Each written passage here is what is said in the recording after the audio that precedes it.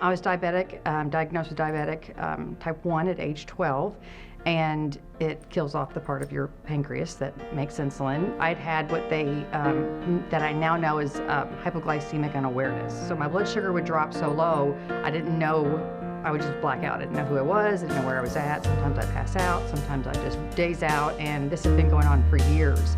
And so finally one of my doctors listened to me and said, oh, this isn't normal.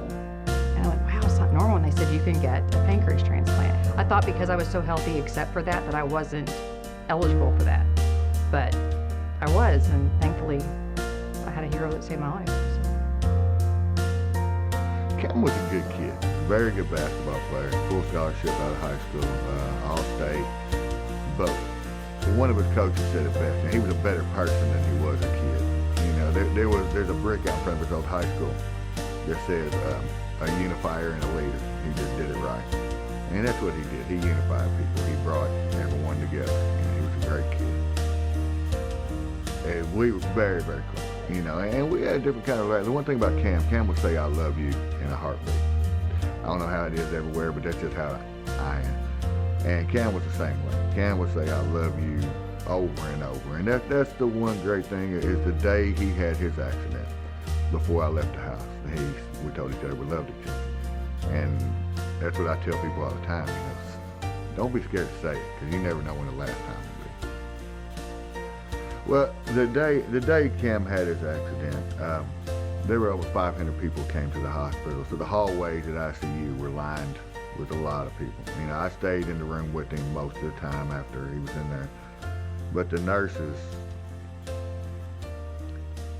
you know, you can't thank them enough. They cried with me, you know.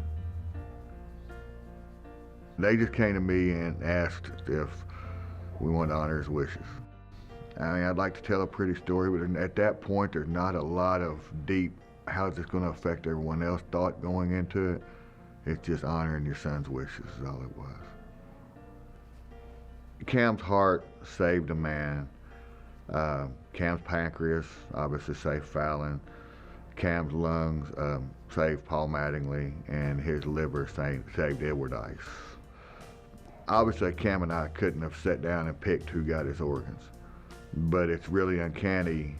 We would have picked the same people that got them, because the way they honor him, you know, it's just, you know, his life just carries on that way.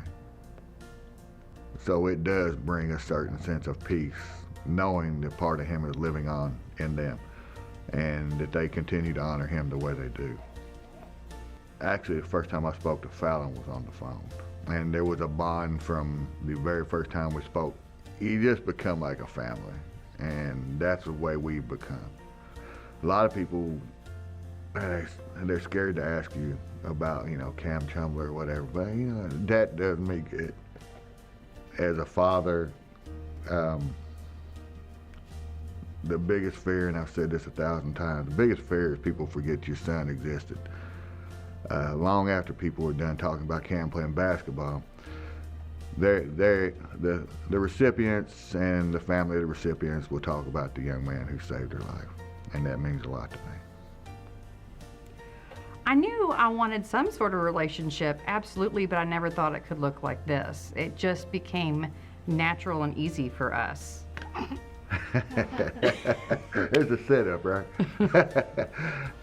Yeah, we give each other a hard time, a real hard time, a lot. And that when, you know, when I'm standing back there and she says she's reserved, I'm just, oh, who's she talking about? It's, I don't know, how would you explain it? It's a good relationship. She's like family, and you know, we pick on each other all the time. Yeah, she won't admit when she's wrong. Very hard-headed. Oh. And I'm usually right. But no. It's a great relationship, really. It has, it definitely has helped me with having the relationship with them, and I know that they have said the same thing, so. It's just a bond, you know, part of my son lives on in her. They constantly honor Kam, and it's more than I could even ask for.